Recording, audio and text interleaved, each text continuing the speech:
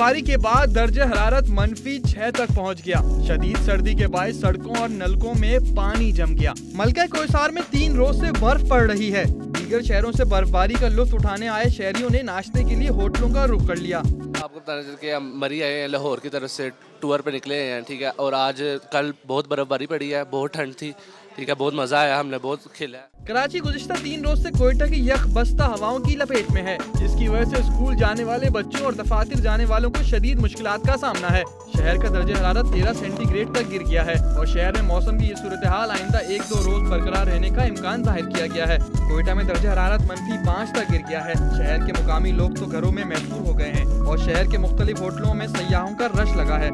लाहौर भी शदीद सर्दी की लपेट में है। गुज़िश्ता दिनों होने वाली बारिश के बाद ठंड बढ़ गई है और शहरियों ने गर्म मलबूसात का इस्तेमाल शुरू कर दिया है। मानसहरा के सयाहती मुकाम कागान और नारान में बर्फबारी का सिलसिला 7वें रोज भी जारी है। शदीद बर्फबारी और लैंडस्लाइडिंग से सड़कें ताहाल बंद हैं। मालाकंड डिवीजन में भी शदीद बर्फबारी ने निजाम जिंदगी मफलूज कर दिया है। कालाम में अब तक 5 फुट बर्फ पड़ चुकी है। लोहारी टॉप की सड़कें ताहाल खोली न जा सकी। लोहारी टॉप का पेशावर से जमीनी राब्ता मुनक़ता है। आजाद कश्मीर के पहाड़ी मुकामात पर बर्फबारी ने वादियों को 4 चांद लगा दिए। महकमा मौसमियात का कहना है कि पहाड़ों पर बर्फबारी के बायस आइंदा चंद दिनों तक मौसम सर्द रहेगा।